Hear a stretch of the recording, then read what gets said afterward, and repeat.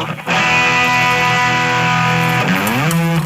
everyone, welcome to Potluck Food Talks. Today we're going to talk about The Bear, Season 2. So you finished it, yeah? Yeah. Am I late to the party again? Oh, yeah. Oh, yeah. So, like, Season 2, just to narrow it down, this one ends at the day of the opening of the restaurant. And it goes through the whole opening process of a restaurant. Yes. And I think it portrays it pretty well. I've worked in a few openings and it's a very stressful situation, like an opening, you know, where you have to pick up the dishes, the decoration, developing the dishes, doing also some market research, going around to the neighborhood restaurants and see what they're doing, tasting a lot of things, figuring out the palate of the audience you're going to have. Setting free rats in the cellar of your competitors, bribing local producers to bring you the prime stuff first before other restaurants. Stealing chefs from good restaurants. Oh, yeah. Yeah. That's an important one. That happened. Like there was a scene like that, no, where Sydney is kind of going. She's like, "Hey guys, you're looking for," and then the guy comes out and she's like, "Really? You're stealing? You're poaching right in front of my front door? Fuck off!" Have you stolen chefs? Oh yeah. Have you been stolen? I am currently stealing chefs. I have stolen chefs. I am ruthless. Okay. And have you been stolen? Let me think. I was actually stolen from Bolivia. I mean, yeah, kind of, yeah. Yeah. But I mean, you know, business is business. Yeah, sure. It's a free market. Yeah, it's a free market. Chefs have gotten stolen from me. Oh, so, yeah. Yeah, of course, absolutely. That speaks very bad from you. Yeah, hey, you know, it's loyalty is hard to find these days. Loyalty is royalty. And then we have like this binding narrative across the whole series that is this dealing with addictions or this very complicated private life work balance that you find in hospitality.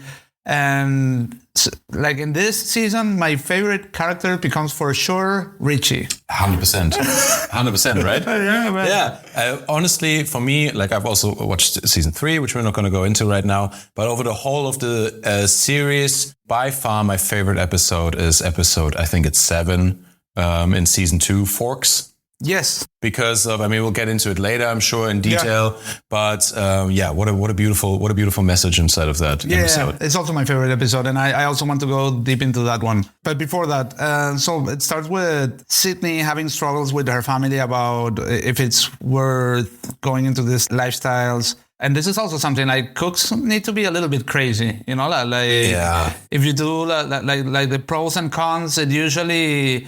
Many times the cons are bigger, but you do it anyway because it's just out of passion and love, and you know it just fills you like whatever you're doing in this industry, you know. Yeah, but like at the same time, I found that like tricky because like. You know, I think we all have had this experience of like one family member being like, "Hey, sure, you want to do this?" Like, "Oh, the pay is not good, the hours are long, the work is hard, etc., etc." Or even like, what? And you work 16 hours a day, and then in your spare time you're reading cookbooks? Yeah.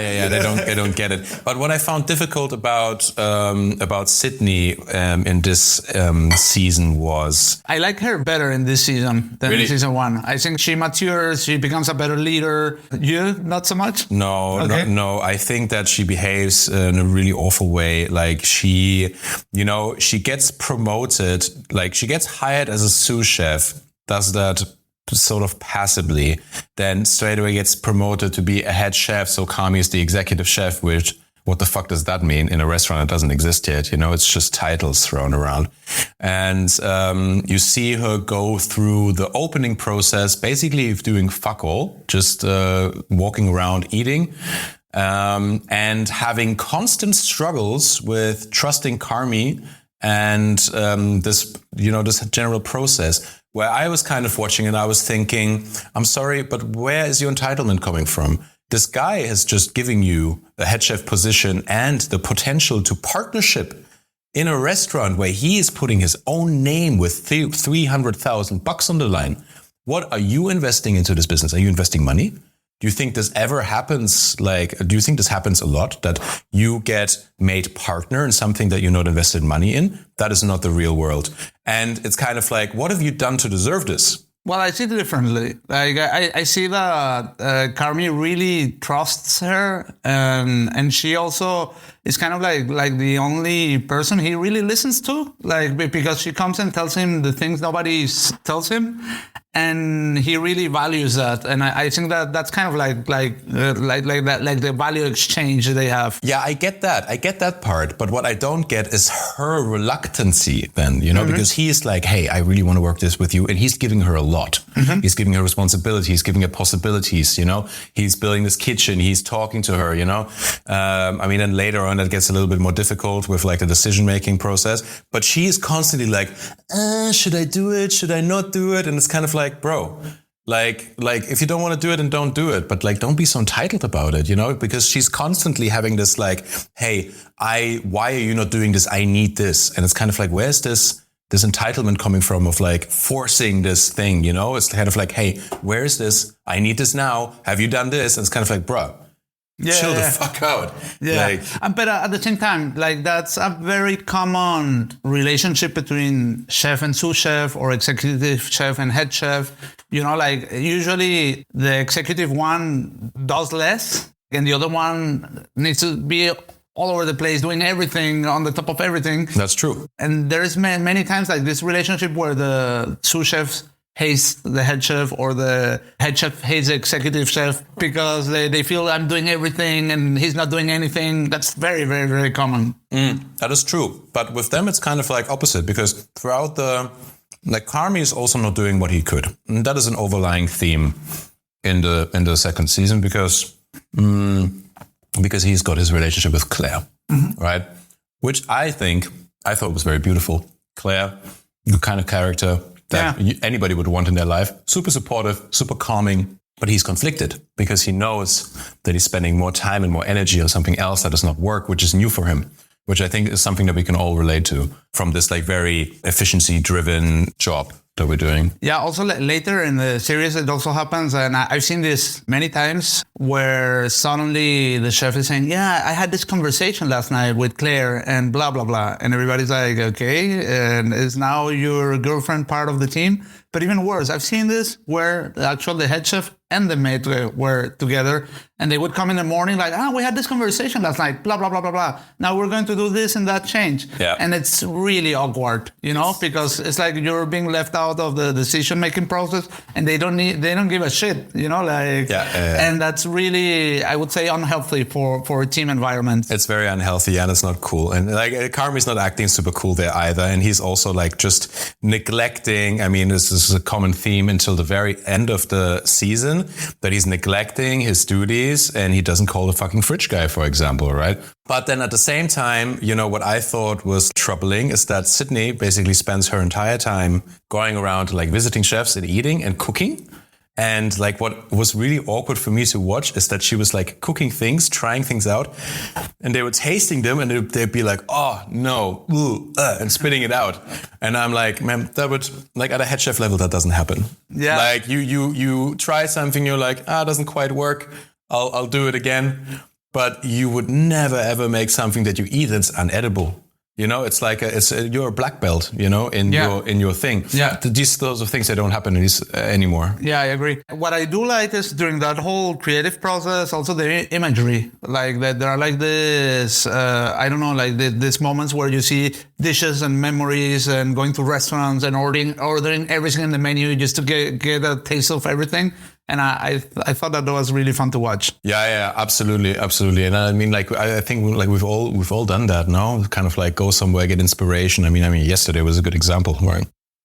We were yesterday at Noma, by the way. Yeah. I don't know when you're listening to this, but then openings are really difficult. It's like a really intense process opening a restaurant. You have to, because not only making a building, doing like the whole decoration, setting up the space that has to work, for the next couple of years. It has to work from the very beginning, but then you have to train. Then the construction has to be on time, and it's never on time. That is the thing. If you ever do an opening, Just it's kind of like with events. It's like, oh, but they're meant to start eating at 6:30. It's like, they're not going to start eating at 6:30. Always remember, like, always try to have the mentality, it's always going to get delayed. Construction's always going to get delayed at least 3 months. Yeah. Yeah, like, just have that in mind. You're an idiot if you're like, oh, well, the plan is that construction finishes in February, so we're going to open in March. Don't. Exactly. Don't do that. Yeah. I remember this hotel opening I participated in Latin America, and the construction workers were taking naps in the imported mattresses for the rooms. Yeah, I mean, it's the same, you know, like when I was like, I think openings are really fun because also, of course, they're very stressful, but they're also full of opportunity because you can shape everything, right? So like, for example, now, like 5 months ago when I came into my current kitchen, everything was a mess, but everything was kind of there. And you look at the kitchen, you're like, man, this is weirdly designed. There's like no oven on the saucier side, but there's an oven on the garde-manger. A warming drawer and stuff that would have been way better on the other side, like these sorts of things, you know. And actually kitchen planning and kitchen organization is a very interesting skill that also I feel like very lucky that I've been part of a couple of openings, because if you have to do it the first time, you never did it. There's lots of things to think about that you maybe didn't think about it. About, you know, efficiency of movement. It's like that scene where Kami is sort of like, he draws the plan, and which is something that I've done also, but he moves from station to station. He's like, yeah, the dish has to be able to get finished in like, I don't know, like 10 seconds or something like that. And that's kind of, that's ridiculous. Like, no dish gets finished in 10 seconds. Like, that's just ridiculous.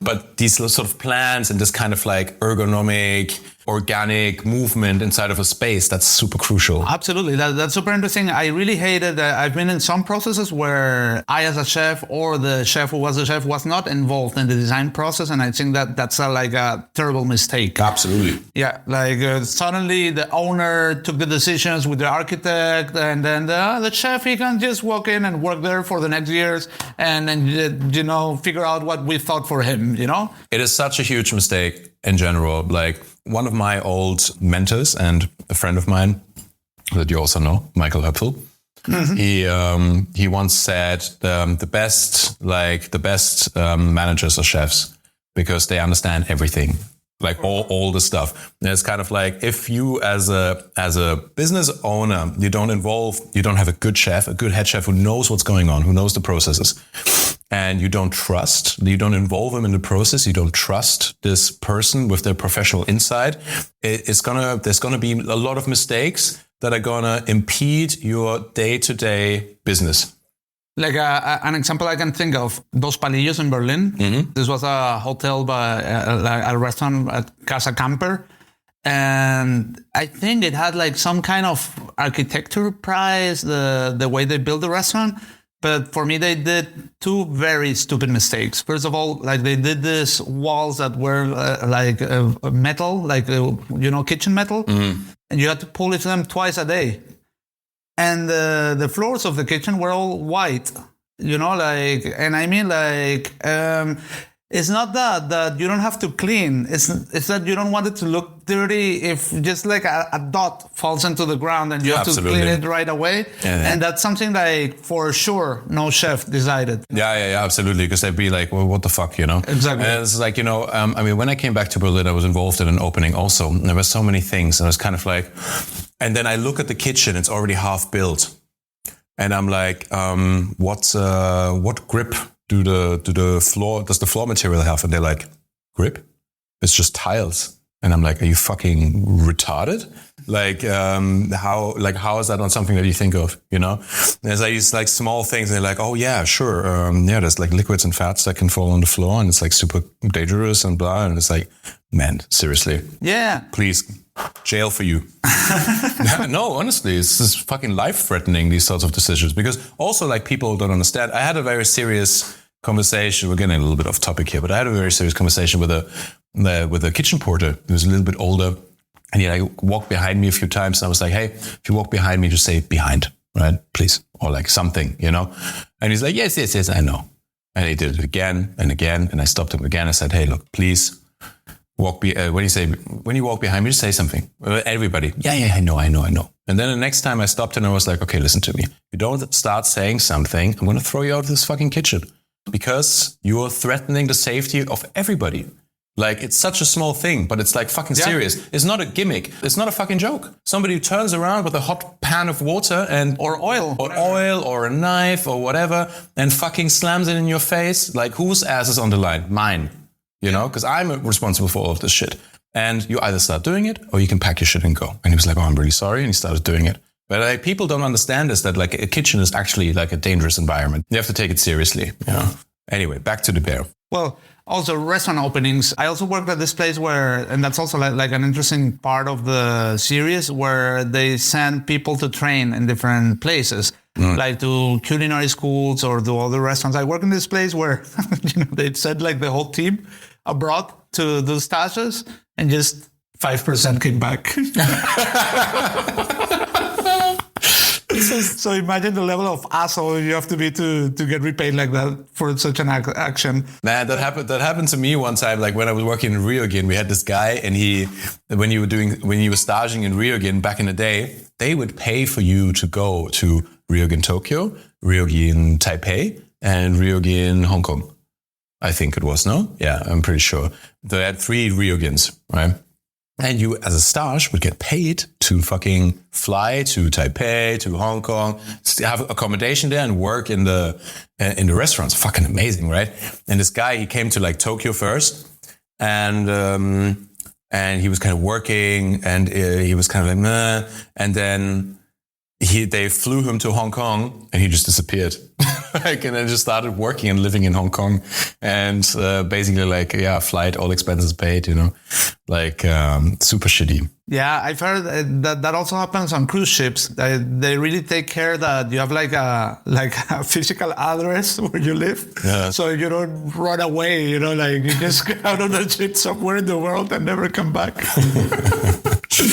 So, but like, what's the name? Tina? Is it? Yeah. She sent to culinary school. Marcus is sent here where we are right now to Copenhagen, and he eats the chicken sandwich we had yesterday at Poulet. Yeah, he does. How was it? You liked it? I liked it. It was a decent chicken sandwich. It wasn't the best chicken sandwich I had in my life, but it was delicious. I liked that it was like very nice and like a nice level of spice. Chicken was very crispy. I like the chicken sandwich. The tofu, for me, it was not outstanding. It was nice, just nice. It could have easily been a lot better. Yeah. Just a few seasoning. Yeah, I agree. I mean, is this something that if I'd lived here, I'd get every now and again? Like if I'm walking by, I'm like, hey, you want to grab a chicken sandwich? But yeah, it was okay. Yeah, like I really like that training that Marcus gets here in Copenhagen, that he starts seeing like really precision cooking with this mentor he has, like this pastry that used to work with Carmi. Yes. You know what I liked about that episode is that, like, they meet Carmi, right? And Carmi comes from this environment. He has a certain mentality.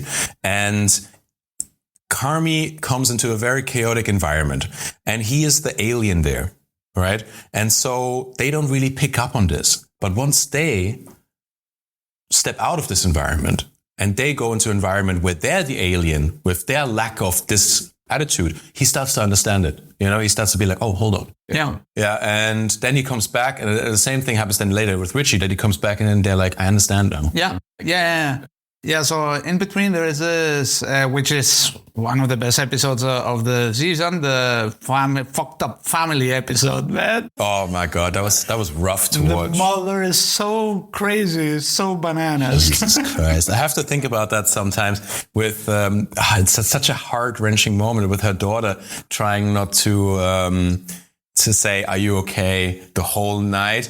And when she finally does it, it's like a compulsion. Like she can't help herself because it's her way of kind of relating to her mother. And everybody's like, oh no, she didn't. Exactly. She didn't. But I feel so bad for the daughter because you can see that it's like this genuine, Yeah, but also this way of coping with it and trying to sort of like have like a supportive role for her mother because of like this like weird harshness between them.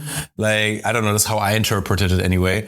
But still, her not being able to help herself, saying that even though she knows what effect it will have.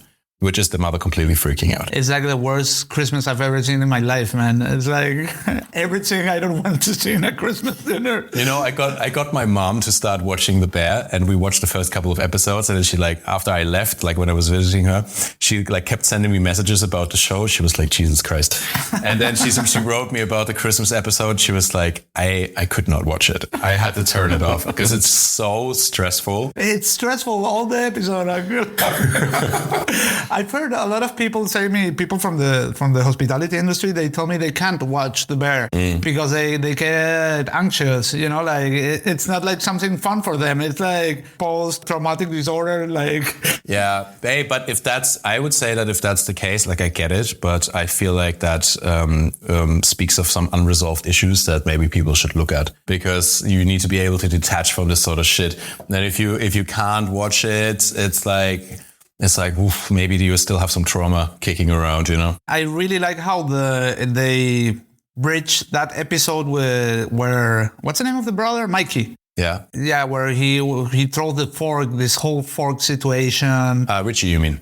No. Like Carmi's brother. Yeah. Mikey, yeah. Yeah, where he throws this fork to this asshole that is messing with him. Did you think he was the asshole? Or do you think the brother was the asshole? I think that guy was the asshole. Really? I thought, because I kind of got the stepdad. Because Mikey was being... that was the stepdad. Yeah, because Mikey was a fucking asshole. Like the whole night. Yeah, also, yeah. All of them were being so horrible. Yeah, but I mean, like, you know, you're telling a story and somebody interrupts and say, oh, you already told that story more than once. You're a fucking idiot, man. That's like, true, that's true. You know, like, shut the fuck up.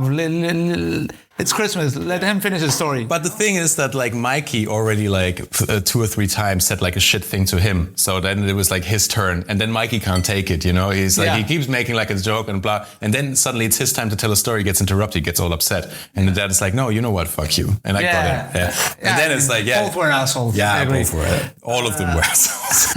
I really like this. That's super funny. Like this guy that is, who's that? Like, he's like, I don't know. He's he's not from the family. He's somebody's boyfriend or fiancé. The posh one with the he's the boyfriend from his sister. Exactly. That is like, okay, now you say the blessings. And he's like, we are all very thankful that we're here. So He's like full on Labrador energy. Yeah. I really like how they bridge this Forks episode with the next episode. That was my favorite episode. 100%. I mean, with Richie arriving at the restaurant, which I guess it was supposed to be like 11 Madison Park, no? Was it? Yeah, I thought maybe the kitchen, but it felt like a linea to me somehow. Yeah. And there was also this, the head chef from Next. He's somewhere in the background. Yeah, true. And that's a fictional chef, this Terry. Yeah, of course. I mean, they're all fictional. Not all. Bolu and Thomas Keller and stuff, yeah. But, like he arrives there and he has to polish forks and he doesn't get it. And he's like, blah, and he's doing a really shit job. And then one of the guys is sort of like, he's like, yeah, you're just going to be polishing forks for a week here, And he gets really pissed off. He thinks that Carmi sent him there to get rid of him. Yeah. And then this guy, he's not polishing the fork correctly. Like he's not doing it properly. And this guy takes him out and he's like, man, like, what the fuck? Do you not want to be here? Like, and he's like, well, I'm polishing forks. What the fuck? And he's like, no, you don't get it. This is part of like a whole thing. This is a small aspect of this whole thing that we all want to be great. And that means that we need great forks, which means we need them to be clean and polished. And the guy's sort of like, no, I love that. It was sort of like, hey, look, don't bullshit me. I know how hard it is to find good stuff. And he's like, we don't have that problem. We don't have that problem here. People are lining up to work here. And he's like, oh, you really zipped this Kool-Aid, huh? And he's like, yes, I do. I fucking love it here. I love being here. I love working here. I love seeing the people come here. I love seeing their face. And that's like amazing, like hospitality. It's like this like obsessed mindset of just striving for excellence, and how Richie bit by bit sees these little glimpses of what makes this job special. And it catches on to him. And he gets completely transformed. And then he wants to involve himself. He sees it's like infectious, and it is infectious. Yeah. And then he's like, can I please do this? And they're like, okay, you do it. And he does it, and he fucking sees, and he enjoys it. And he gets the rush. And the scene where he then drives home listening to Taylor Swift is so fucking beautiful. I had to cry when I watched that. It was so nice, because it's this spark that lit the fire that was dead inside of him for such a long time. Yeah, and he was looking for something, for some meaning. And this episode reminded me a lot of two books from Charlie Trotter's, Lessons in Excellence and Lessons in Service. For me, those are like the best books on service or excellence in restaurants that I've ever read. Like philosophical books about these kind of things. And I see these things expressed over and over again across this episode. Yeah. What about the last episode?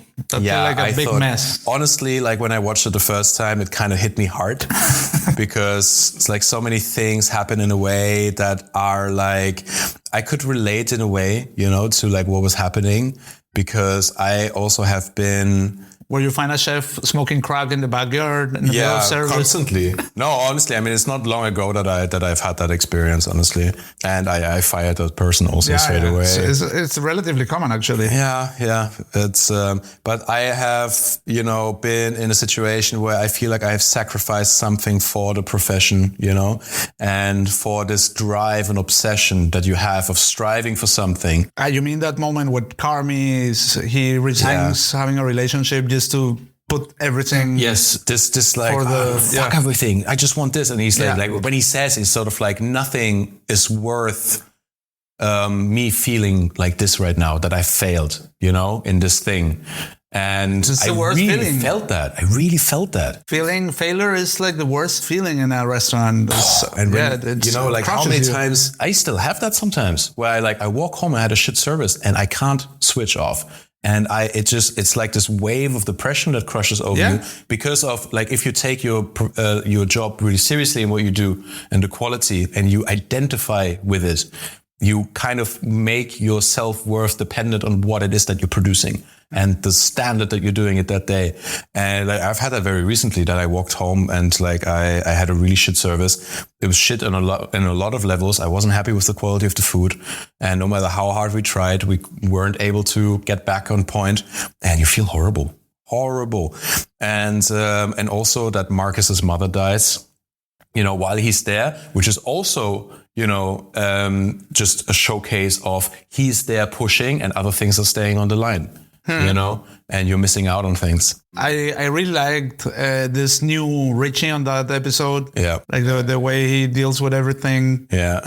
But that was heavy. That was really, really heavy. A good season overall. Yeah, good ending. Setting the tone for the next season. Have you watched it yet? 2 episodes so far. All right. Yeah, I watched we went yesterday to have dinner at Noma, and I watched the first episode, and Noma comes in, and I just watched 3 episodes in a row in the airport and fly. And so I was really into it, and suddenly Noma, and I was like, oh, I'm having dinner there tonight. Yeah, it's exciting. That's it for this week's episode of Potluck Food Talks. If you like what we're doing, make sure to subscribe to the podcast so you never miss an episode. You can also find us on Instagram and TikTok as Potluck Food Talks. The show airs every Monday.